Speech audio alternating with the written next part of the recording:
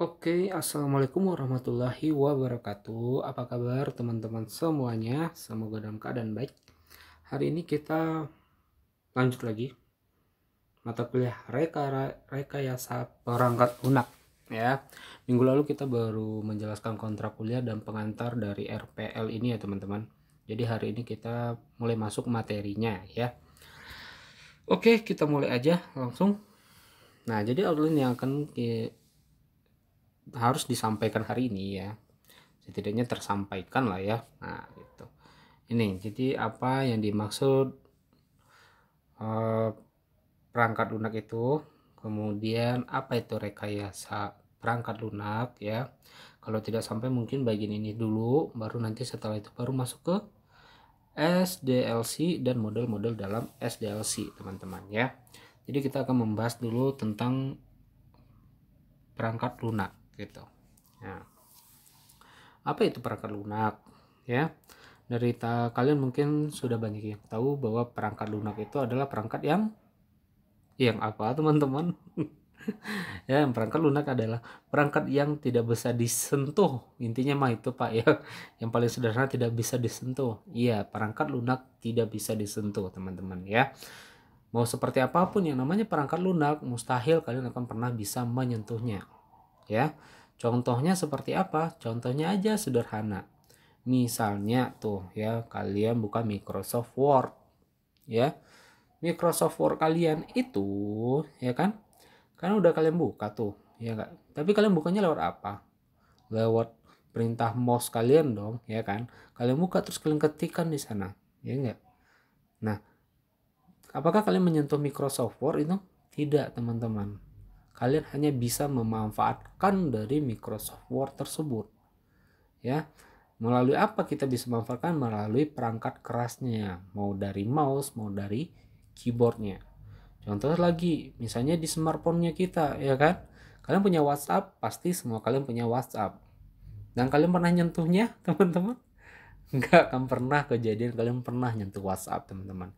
Yang kalian sentuh itu, yang kalian perintahkan itu, yang kalian mau lihat chatnya, mau lihat statusnya, mau lihat panggilannya, itu yang kalian sentuh itu adalah touchscreen-nya gitu ya. Enggak akan pernah kalian pernah menyentuh WhatsApp gitu ya. Kita hanya bisa memanfaatkannya melalui perangkat kerasnya. Nah, seperti itu kira-kira. Itulah software ya. Jadi dia disebut dengan perangkat lunak gitu ya. Tetapi perangkat lunak yang seperti apa? Perangkat lunak yang memiliki instruksi-instruksi dengan fungsinya tersendiri ya.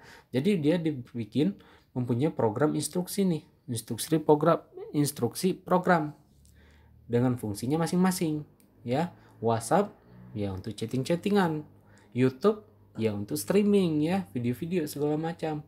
Microsoft Word ya gunanya untuk nulis ya, bikin tugas apapun yang berhubungan dengan huruf dan kata-kata ya kan. Microsoft Access gunanya untuk melakukan perhitungan dengan fungsi rumus-rumus. Nah, seperti itu kira-kira ya.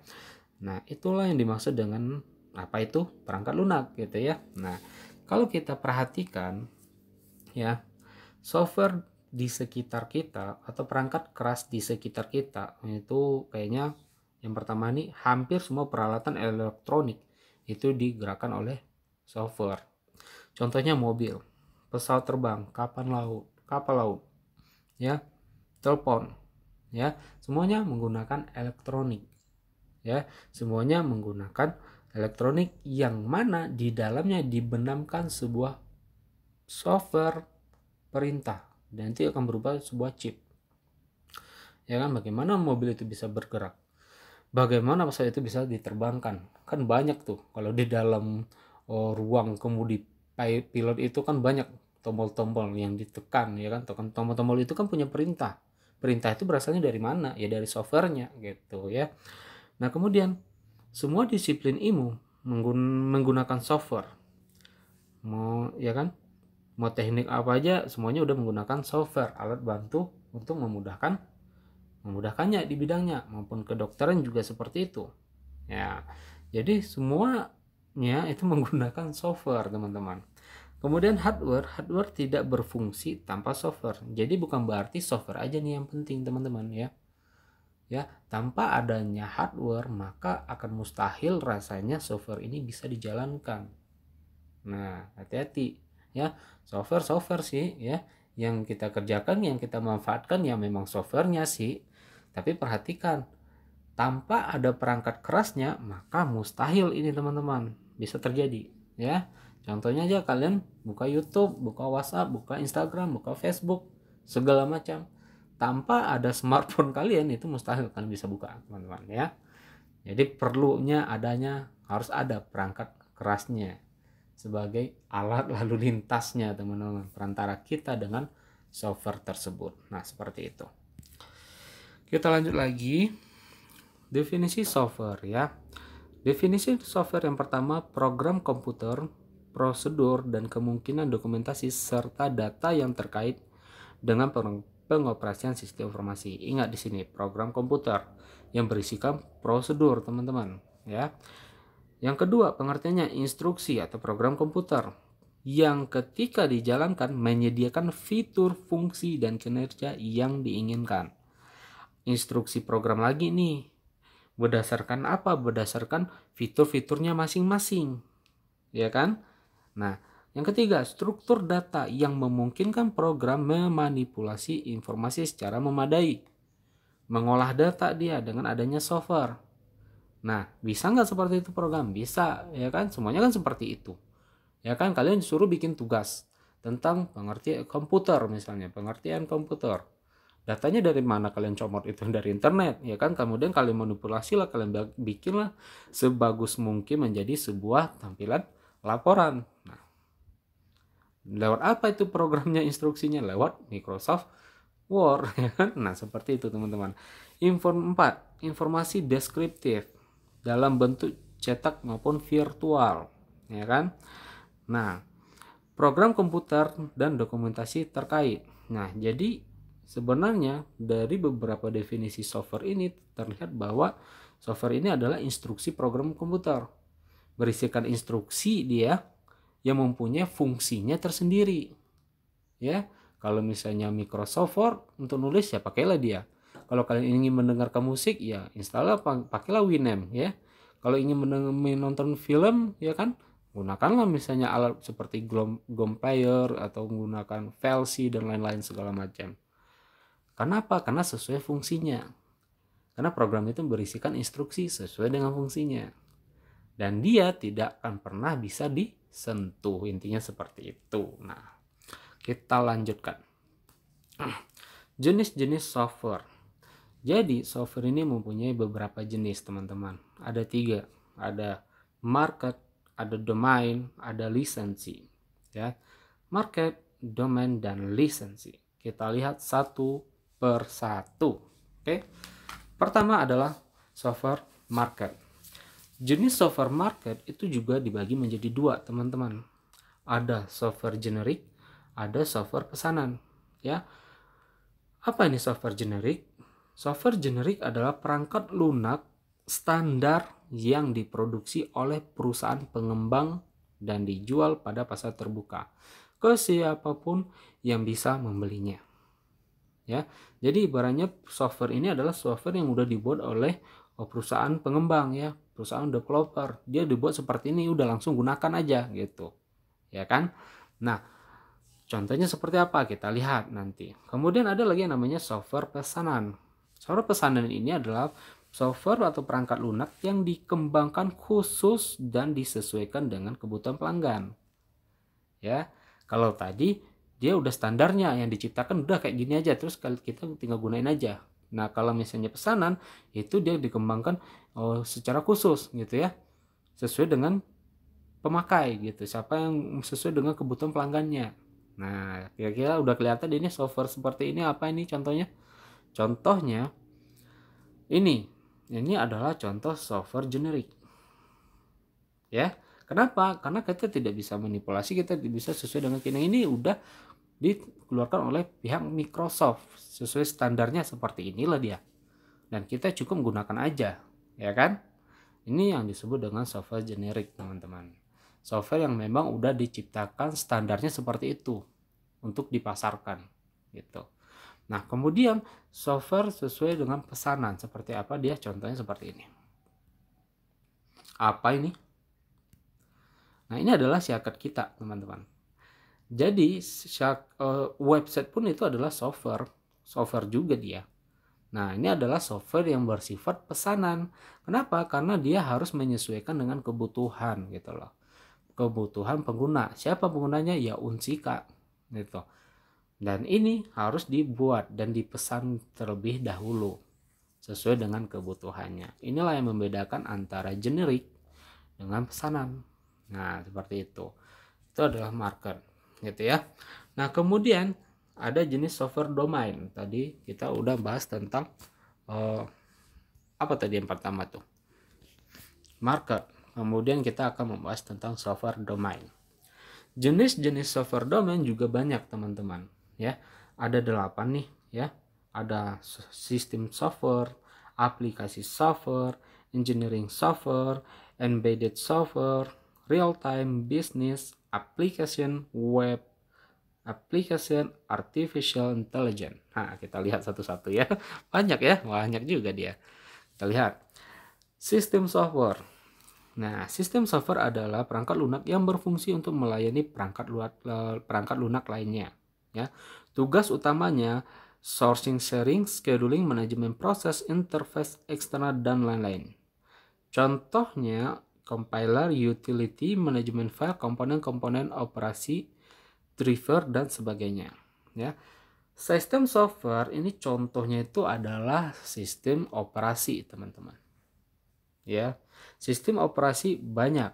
Ada sistem operasi dari produk Windows, ada produk Linux, ada produk dari Apple, Macintosh-nya gitu ya.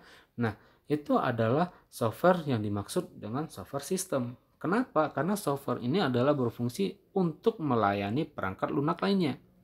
Ya, nggak seperti itu. Iya jawabannya.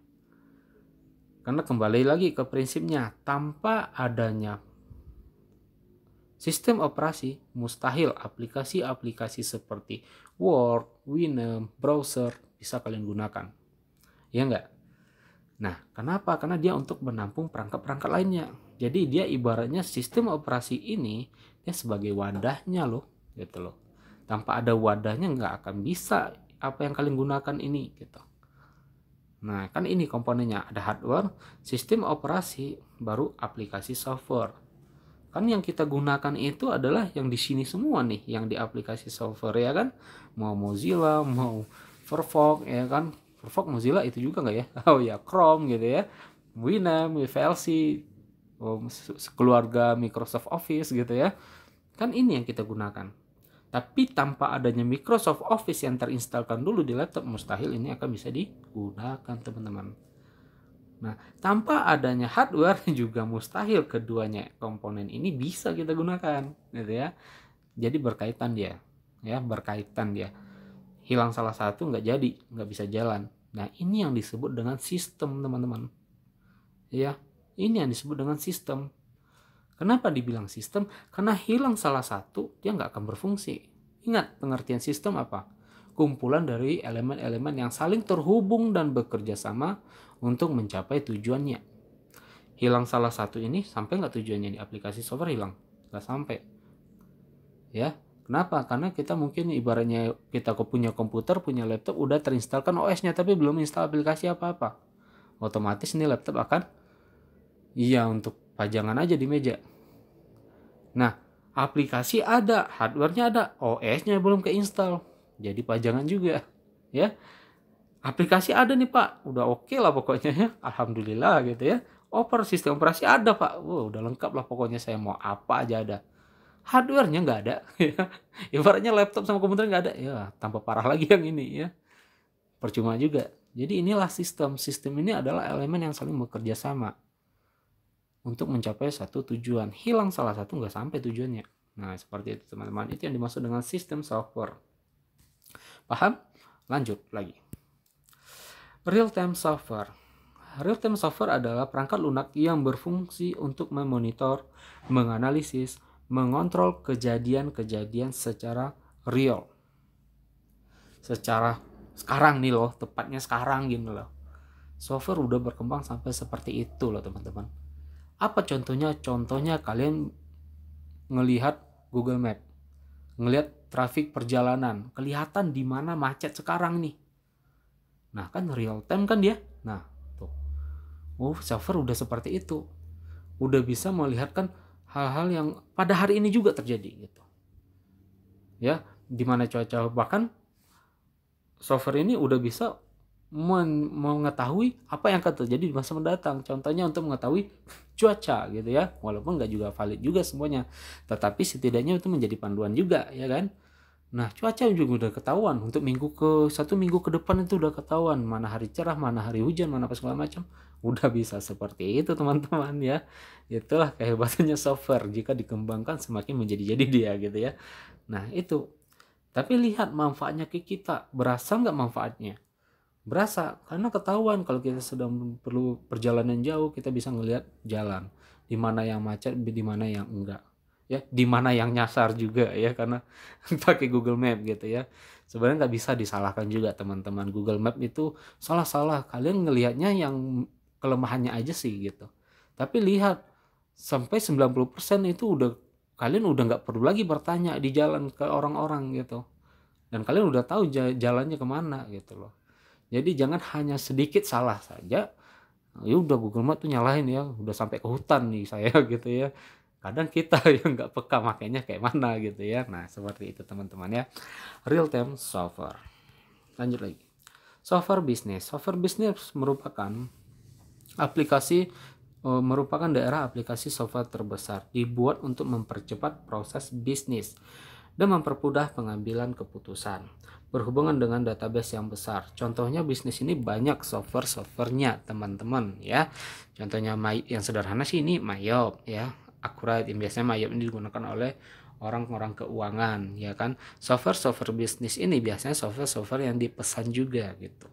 Sebuah perusahaan pasti membutuhkan teknologi, di mana teknologinya itu harus bisa menyimpan data nasabah, data pelanggannya. Kemana disimpan?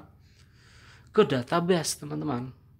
Nah, menggunakan software apa dia di sini? Nggak akan pernah mungkin orang menggunakan Microsoft Access ya. Nggak akan pernah orang mungkin menggunakan SAM-PP. Yang digunakan adalah Oracle teman-teman. Ya, karena dia adalah media penyimpanan terbesar data yang bisa disimpannya. Dan itu berbayar. Nah, makanya perusahaan-perusahaan itu ini disebut dengan software bisnis. Dia berbayar karena kebutuhannya tidak untuk user umum, tetapi untuk user yang tertentu, seperti perusahaan-perusahaan yang besar gitu, seperti itu. Software bisnis. Kemudian lanjut, software embedded. Software embedded ini adalah produk-produk mekanik elektronik semakin pintar karena dilengkapi dengan prosesor software yang embedded di dalamnya. Perangkat lunak biasanya disimpan di dalam ROM, EPROM. Biasanya di mana ini? Kalau yang kayak gini, di handphone sederhana seperti sekarang ini ya. Kemudian contohnya ada VCR, ada televisi, mesin cuci, dashboard mobil gitu ya. Contohnya televisi bagaimana kalian bisa tekan tombol power untuk menghidupkan televisi? Otomatis di situ ada program perintahnya, ada software perintahnya. Kalau misalnya ditekan ini, harus tampil nih TV-nya, harus hidup dia. Kalau kalian tekan tombol volume, berarti dia harus mengurangi suara dia, kan perintah itu. Nah, di dalamnya ada instruksi softwarenya teman-teman. Ini yang disebut dengan software embeddednya. Mesin cuci seperti itu. Bagaimana caranya dia bisa muter itu mesin cuci? Kalau nggak kalian putar dia tuh tombolnya ya, atau dia kalian tekan atau kalian putar gitu ya. Nah, itu di dalamnya udah tersimpan program instruksi juga, software instruksi juga. Inilah produk-produk mekanik yang disebut dengan software embedded, di mana produk ini udah berisikan instruksi komputer, instruksi software gitu. Nah, inilah contohnya, ya kan? Nah, seperti itu. Kita lanjut lagi, software web based. Software web based ya, yang seperti sering kita lihat kalau kita lagi ngenet gitu ya. Website yang kalian buat, yang kalian lihat itu adalah software web based namanya. Ya, termasuk juga siakat kita, ya. Itu adalah web based. Nah, seperti ini dia. Jadi web based itu website yang kalian lihat di internet itu termasuk software juga, teman-teman ya. Software web based dia. Nah, lanjut lagi. Kemudian ada yang namanya software intelligent. Nah, ini apa? Software intelijen adalah perangkat lunak yang dapat menggantikan sebagian fungsi kecerdasan. Ya. Salah satu bentuk aplikasi yang paling populer adalah expert system, ya. Expert system atau kita sebut dengan sistem pakar. Berkembang pula artificial neural network, ya. Sebenarnya di dalam bidang software sekarang ini teman-teman, yang lebih cenderung untuk dikembangkan itu adalah ini. Software intelligence, artificial intelligence, AI. Ya, kenapa? Karena sekarang ini lebih dominan orang bagaimana caranya software ini bisa berpikir juga layaknya seperti manusia gitu loh intinya. Kemana dicobakan ke robot misalnya. Ya, robot itu kenapa dia bisa lakukan perintah? Karena dia udah dibenamkan di dalamnya sebuah instruksi-instruksi seperti berpikir gitu loh. Ya, jadi orang lebih cenderung untuk menggunakan software intelijen sekarang, lebih dikembangkan software intelijen agar apa? Agar sama menyerupai pemikiran manusia. Nah, software aja udah dibikin seperti itu loh teman-teman.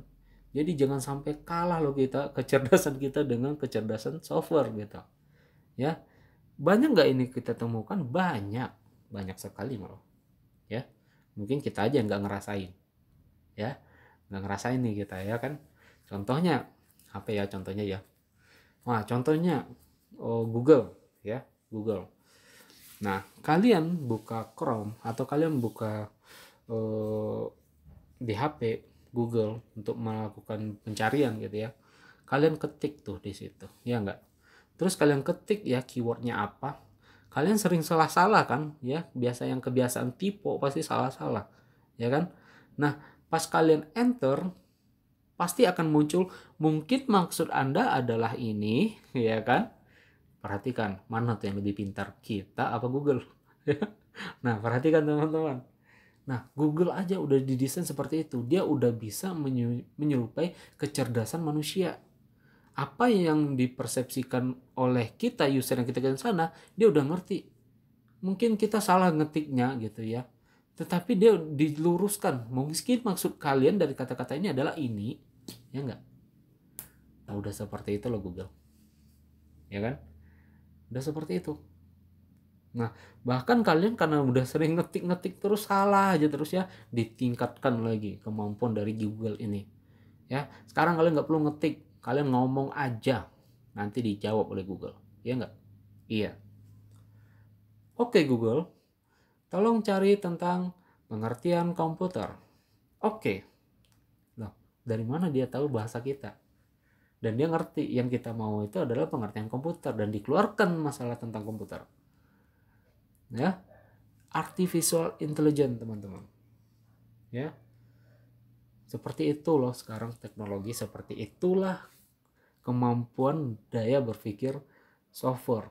Ya, ditingkat lagi oleh Google, ditingkatkan lagi, nggak main-main, dikeluarkan yang namanya Google Assistant. Ya enggak? Iya jawabannya. Apa yang terjadi di sana? Terjadilah percakapan. Dengan siapa kita bercakap nggak tahu. Tetapi apa yang kita tanyakan dijawab. Hello Google.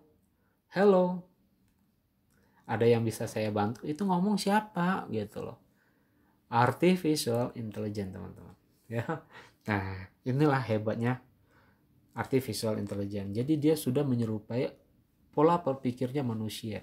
Sampai ke sana sekarang software sekarang itu teman-teman ya. Nah, hati-hati. Jangan sampai kita kalah sama Google. Kalah sama software ya. Nah, salah satunya yang paling populer itu adalah sistem pakar katanya. Ya, expert system. Ini adalah salah satu yang biasanya diangkat oleh anak kakak-kakak senior kalian untuk skripsi ya. Macam-macam AI ini banyak teman-teman, tidak hanya bidang expert system ya, sistem pakar ya. Banyak lagi, ada yang namanya sistem penunjang keputusan, ada yang namanya data mining juga masuk ke dalamnya, data artificial intelligence gitu ya. Kemudian ada yang namanya JST, jaringan saraf tiruan gitu ya, macam-macam. Yang paling tren itu adalah sistem pakar. Ini adalah salah satu S2 saya ya. Tesis saya itu tentang sistem pakar, teman-teman. Kita lanjut lagi. Jenis software lisensi Ya, ini kita membahas lisensi. Ya, ini yang ketiganya, lisensi. Di bagian software lisensi itu dibagi dua juga teman-teman. Ada open source, ada priority. Apa nih? Proprietary. Yes, itulah ya pokoknya ya. Pokoknya gitulah ya teman-teman ya. Kalian baca aja lah pokoknya ya. Jadi ada open source teman-teman. Ya, open source ini apa? Software yang udah diciptakan tuh gratisan dan kalian bebas mengembangkannya, gitu. Ya, berbeda dengan software yang di sebelahnya. Ini kita harus menggunakan seperti itu dan juga biasanya harus berbayar dan dia membutuhkan lisensi, ya. Karena biasanya kalau kita membeli yang hal-hal yang berbayar pasti akan dikasih lisensinya gitu. Masalahnya di Indonesia kan semuanya kan di hack tuh ya. Apapun segala macam software itu dibajak, apalagi produk-produk dari Microsoft, dari Windows ya, semuanya dibajak ya. Tetapi open source ada yang oversize yang gratisan dan kita bebas mengembangkannya. Seperti Android juga, Linux juga ya. Linux itu open source. Jadi kita bebas make, bebas mengembangkannya OS-nya gitu ya. Seperti itu. Open source-nya ya kan. Jadi dia bersifat terbuka teman-teman ya. Dia bebas dong make, mau diperbanyak mau modifikasi juga bebas. Ya, biasanya ini yang terkenal itu adalah Linux, sistem operasi Linux ya. Yang berbayar itu sebenarnya Windows itu berbayar teman-teman ya. Kemudian satu lagi yang berbayar juga Apple ya, produk dari Apple, yang mana produk Apple ini memang mau softwarenya mau sistem operasinya ya produknya produk dia aja gitu semuanya. Itulah pula hebatnya dari Apple ini gitu ya. Nah, seperti itu contohnya. Open source. Kemudian bertanya, kenapa Pak Linux ini dia berani dia melakukan open source gitu, gratisan? Dari mana sih dia dapat untung kalau kayak gitu, kalau nggak ada melakukan penjualan gitu ya? Nah, perhatikan teman-teman. Linux diperuntukkan untuk apa? Apakah untuk kita user biasa? Enggak jawabannya. Linux diperuntukkan untuk perusahaan-perusahaan, untuk jaringan teman-teman, untuk server teman-teman. Nah, hal itulah membuat dia open source. Di mana dia dapat uangnya kalau kayak gitu, ya kan? Misalnya dipakai ini perusahaan kan dia gratisan, ya udah pakai aja. Tetapi saat ada kendala-kendala, saat ada trouble, ada kebutuhan-kebutuhan khusus, ujung-ujungnya tenaga dari Linux juga loh yang dipakai. Nah, di situ loh uangnya cair, di situ loh uangnya gede, ya. Kalian jual software satu, ya kan? Nah, yaudah kalian jual dapat untungnya di situ aja. Tetapi kalau misalnya open source yang seperti ini jiwa dagangnya beda teman-temannya, udah nih gratis pakai dah. Ya. Tetapi kalau ada problem, tenaga dari Linux inilah yang datang. Bulan besok ada program lagi, datang lagi dia bayar lagi. Kemudian ada tambahan lagi aplikasi yang mana itu nanti yang hubungannya dengan Linux lagi. Orang ini lagi yang datang. Udah berapa tuh untungnya sama dia, ya? Gak perlu dibayar sekali. Dia bayar tiap bulan nanti ujung-ujungnya. Nah, seperti itu teman-teman, open source dari Linux, ya. Kemudian Windows, ya. Windows gitu teman-teman. Windows software yang selalu dibajak di Indonesia ya teman-teman ya. Mau gimana lah ya. Ini adalah software yang paling user friendly buat kita selaku user umum teman-teman. Masalahnya berbayar dan hebatnya kita dibajak gitu ya. Nah, ya mau gimana ya. Kalau kita hitung-hitungan juga sulit untuk mendapatkan semuanya. Kenapa? Kita hitung-hitung aja. Laptop. Kita beli laptop, kemudian kita ingin instalkan semuanya yang ori tanpa bajakan. Kita hitung-hitung aja. OS, misalnya Windows 10, harganya berapa sekarang? Mungkin sampai 2 juta atau 1,5 juta. Ditambah lagi Office 2019, mungkin harganya 1.200.000 atau 1.500.000. Ya kan? Udah berapa? Udah. Kemudian instalkan lagi yang ori-ori, misalnya pemutar musiknya, pemutar filmnya, ada misalnya 700, 800. Nah, udah berapa teman-teman? Nah, ya. Kemudian instalkan lagi browsernya yang berbayar semuanya udah berapa? Nah, kalian hitung aja berapa uang yang harus kalian keluarkan hanya untuk sebatas software yang menurut saya belum lengkap, baru itu dasar doang. Belum lagi kebutuhan-kebutuhan kalian di jurusan komputer, seperti editing, seperti edit video, seperti program. Nah, kalian hitungkan aja lah ya, kalkulasikan aja gitu teman-teman. Nah, berbeda kalau kita berbicara tentang produk dari Apple. Apple kenapa? Apple ini adalah produk yang berbayar tetapi nggak bisa ditembus untuk dibajak. Nah, inilah hebatnya dia. Dan apa kalau kita udah membeli produk Apple, apa-apa produk di dalamnya mau software apa segala macamnya harus produk Apple juga. Dan dia harus ori. Mau kalian bajak nggak bisa dibajak. Bahkan virus yang biasanya kita Windows terkenal dengan virus-virusnya yang banyak segala macam, masuk ke OS Macintosh itu nggak ngapa-ngapain teman-teman. Bahkan dia nggak perlu ada scan karena dia nggak mengenal virus-virus ini. Dan aman data kalian di produk Apple. Nah, itulah hebatnya, canggihnya produk Apple ini. Ya, jadi produk Apple ini bukan berarti dia hanya jaga gengsi. Kalau di Indonesia ketahuan siapa yang produk Apple, mau HP-nya Apple, mau laptopnya Apple, kan gengsinya ketahuan tuh ya, tinggi banget gitu ya teman-teman. Kita juga minder gitu ya. Tapi sebenarnya di balik itu dia juga punya kualitas teman-teman, kualitas yang memang ya nggak bisa ditandingi juga gitu ya. Contoh aja copy data, ya kan? Kalau kita copy data bergiga-giga kan ada prosesnya berapa persen dia berjalan sampai 100%. Kalau dia kan enggak. Kalian tarik ini pindah ke sini udah pindah aja gitu, maupun berapa giga. Ya, sangat ringan sekali kalau kita perhatikan Mac OS ini. Apalagi ataupun dengan iOS-nya. Ya, seperti itulah produk Apple gitu ya. Seperti itu. Kita lanjut lagi, peranan software menggantikan peran manusia ya. Jadi peranan software ini yang pertama adalah menggantikan peran manusia ya kan. Kenapa? Tujuannya adalah agar otomatis bekerja gitu loh, sesuai dengan tugasnya. Kalau ngedit ya, kalau melakukan perhitungan, pengolahan dia yang bekerja. Jadi mempermudah kita, menggantikan peran kita sebagian. Memperkuat peran manusia ya, maksudnya apa? Dengan membantu manusia mengerjakan suatu tugas atau proses dengan lebih baik dan tertata. Nah, maksudnya dengan adanya software ini lebih tertata aja tuh tugas-tugas yang kita bikin. Contohnya bikin tugas laporan. Kalau biasanya dulu kita pakai tulis tangan kan berantakan tuh. Kalau misalnya dengan adanya software kan tersusun rapi tulisannya. Ya enggak? Nah, kemudian terstruktur. Restrukturisasi peran manusia dengan melakukan perubahan-perubahan sekumpulan tugas dengan melakukan perubahan-perubahan terhadap sekumpulan tugas dan proses. Dengan adanya peranan software ini dapat melakukan perubahan-perubahan dalam tugasnya ya. Maksudnya seperti apa ini ya? Ya samalah seperti bikin tugas. Kalau proses bikin tugas kita yang bikin teman-teman, pakai tangan sendiri. Bikin laporan makalah sampai puluhan lembar, pakai tangan kita juga, nulis tangannya, berapa capeknya ya.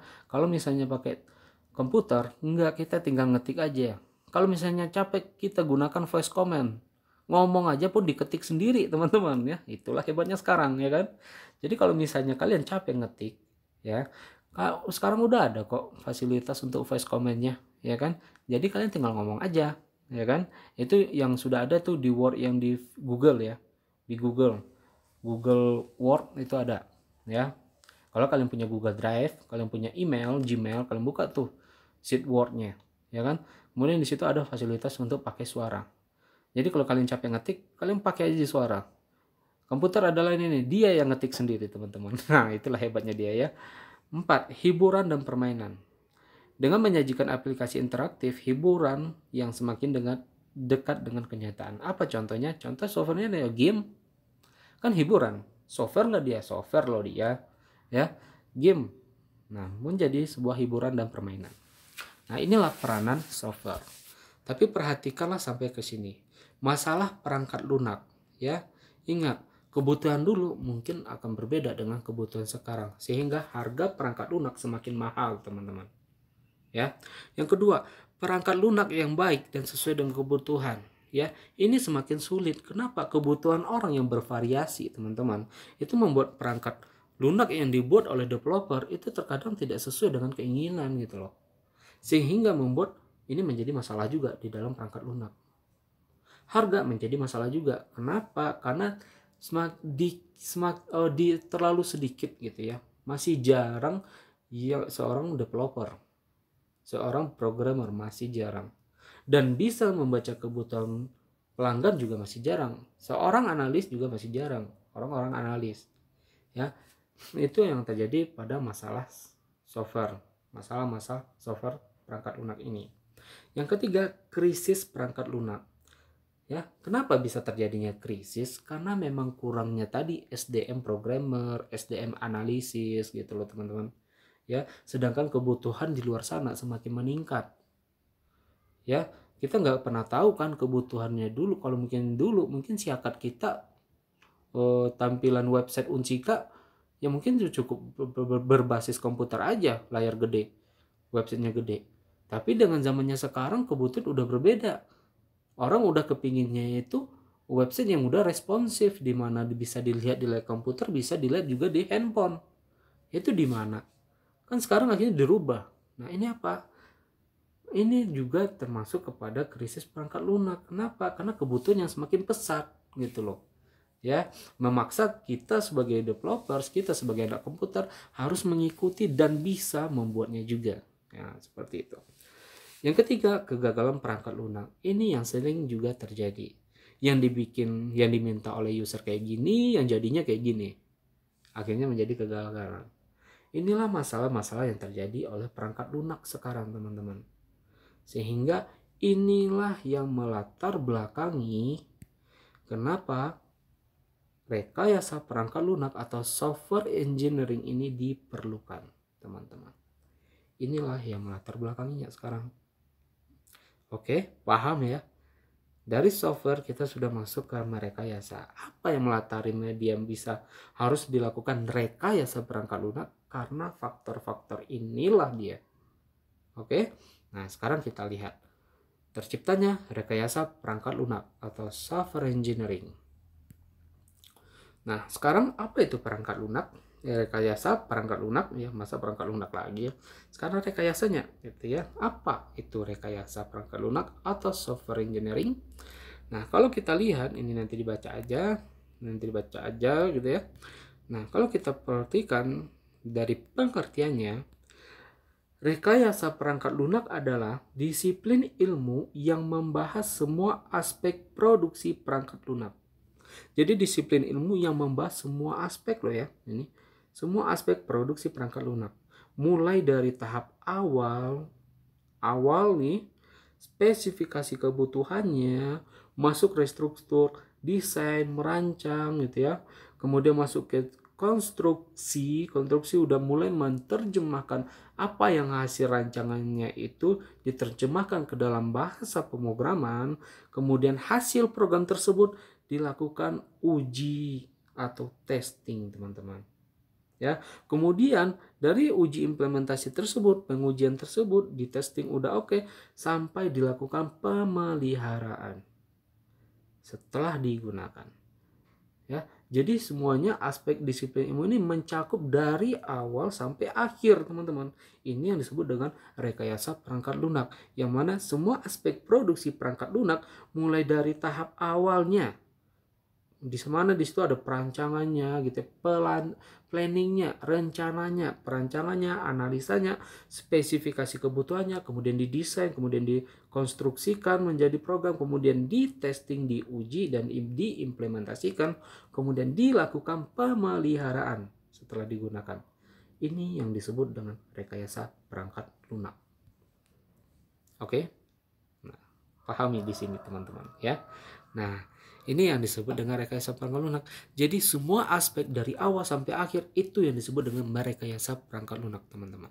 Ya, sekarang kita ilustrasikan seperti ini nih contohnya. Ini nanti dibaca aja ya. Nah, seperti ini. Bagaimana rekayasa perangkat lunak itu terjadi? Ternyata membutuhkan beberapa komponennya, beberapa bagian-bagian sistemnya. Misalnya, ini ada perusahaan, dia ingin membuat sebuah software nih teman-teman. Software di perusahaan, mungkin perusahaan ini besar, mungkin software yang dibuat ini adalah besar teman-teman. Yang dimana di dalamnya ini berkaitan dengan bagian ini, bagian ini, bagian ini, dan semuanya aspek yang ada di dalamnya dijadikan menjadi satu software ini. Otomatis gede dong ini software, membutuhkan tenaga gede juga dong. Iya.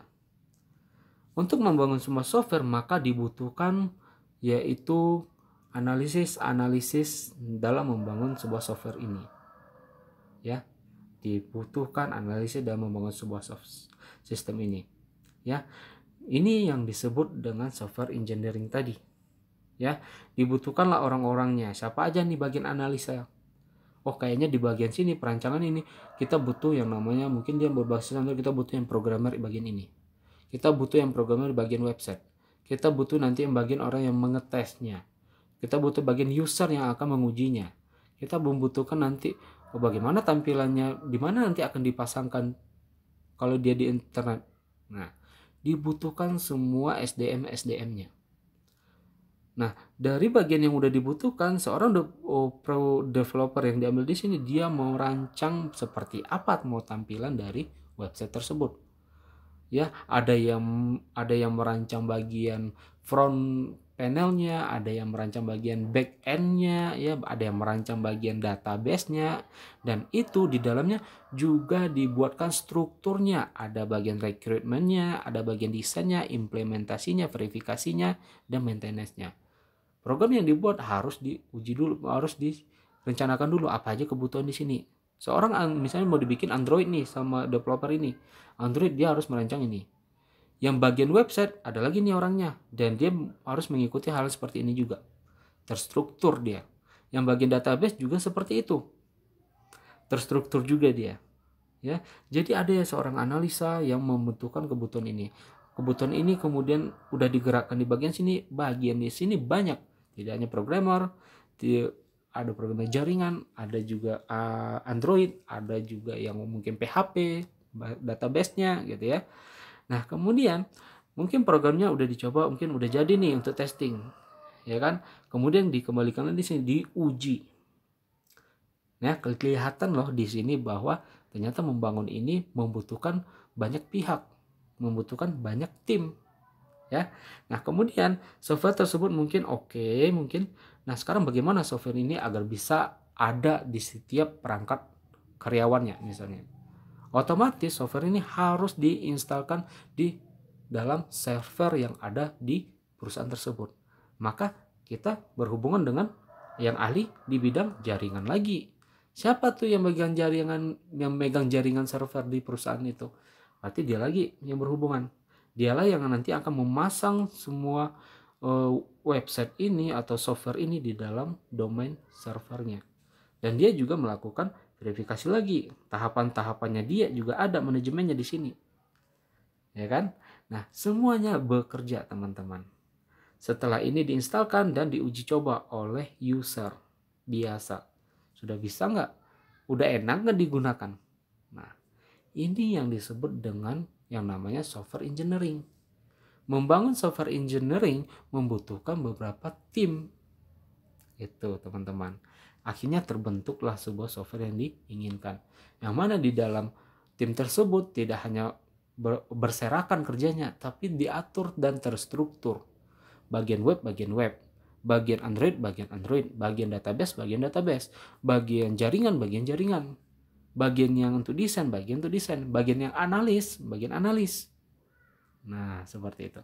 Ini yang disebut dengan software engineering, teman-teman.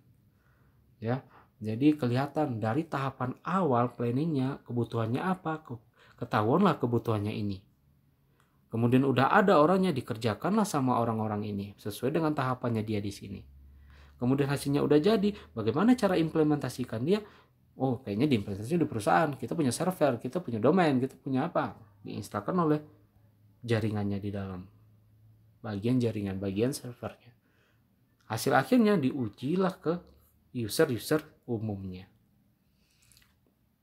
Di sini yang disebut dengan software engineering rekayasa perangkat lunak, teman-teman. Tahapan dari awal sampai akhir sampai melihat pemeliharaan. Seperti itu. Paham ya ilustrasi ini, teman-teman ya? Oke. Nah, sekarang kita lanjut lagi. Nah, ini adalah yang sering terjadi ya. Seorang programmer, seorang analis, seorang yang developer ya. Banyak yang tidak sinkron dengan kebutuhan pelanggannya, kebutuhan usernya ya. User ini macam-macam, teman-teman, tidak hanya komputer. Ada yang ada di bidang kedokteran, di bidang ini, tapi ingin punya aplikasi untuk mempermudahkan dia. Ada perusahaan bekerja di bidang bisnis, bidang pemasaran, tapi dia butuh produk aplikasi yang untuk memudahkan di bidangnya dia. Mungkin bayangan dia kepingin kayak gini, tapi yang keterima oleh programmer kayak gini gitu loh. Akhirnya nggak sinkron. Ya, yang dibutuhkan oleh user, gambaran user ya, gambar pelanggannya ya gitu ya, dia kepinginnya kayak gini nih, teman-teman. Ya. Tetapi yang nangkep pertama oleh programmer kayak gini nih jadinya, ya. Nah kemudian nangkep kedua kayak gini, ya. Nah masalahnya usernya juga kurang ngerti banget juga gitu ya. Dia baru ngebayangin kayak gini loh kepingin ya. Saya maunya aplikasinya itu kayak gini loh, gitu loh. Kan biasanya kalau user memang kayak gitu ya enggak?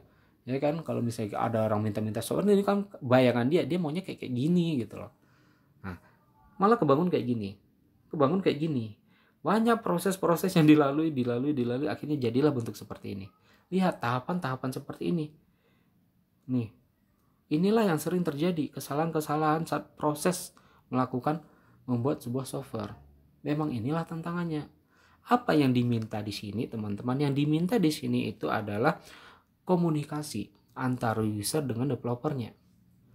Komunikasi intens di sini ini penting agar apa? Agar mengurangi kesalahan yang terjadi. Ya, lihat semakin banyak ke situ makin salah aja semuanya. Kan capek kerjanya. Sebenarnya tujuan akhirnya itu sebenarnya kan cuma ini doang, gitu loh. Tetapi panjang lebar dibuatnya di sini. Kenapa? Karena kurangnya komunikasi. Nah, ini pentingnya kalau kita mau program, kita butuh yang namanya komunikasi intens sekali. Agar apa? Agar menciptakan software yang sesuai dan tidak jauh-jauh banget kesalahannya. Kan kalau kayak gini capek nih, ya kan? Nah, seperti ini. Nah, inilah tantangan dalam merekayasa perangkat lunak, teman-teman. Terkadang awalnya sih udah benar yang diminta kayak gini. Aneh-anehnya user ini kan minta yang lain lagi. Saya mau nambahin ini nih. Kayaknya udah bagus. Oh iya bagus. Tapi kayaknya tambah ini bagus deh. Nah, gitu, teman-teman ya. Nah, inilah tantangan kita sebagai seorang programmer, seorang analis. Nah, disinilah dia perlunya. Terkadang inilah bikin masalahnya. Kita awalnya web, mungkin kita pahamnya cuma web dan kita menguasai website aja, PHP gitu ya. Ujung-ujungnya iya ya, bagus ya tampilan oleh user gitu ya. Tapi kayaknya kalau tampilan lewat Android bagus juga nih kayaknya ya. Nah, di sini kan menjadi tantangan kita nggak pandai loh Android misalnya. Nah, bisa jadi kita ajak tim. Kayaknya kita butuh tim deh yang pandai Android. Nah, di sini teman-teman. Ya, kita membutuhkan di sinilah perancangan rekayasa perangkat lunak gitu loh. Nah, seperti itu kira-kira. Paham ya teman-teman? Inilah ilustrasi kenapa rekayasa perangkat lunak ini penting.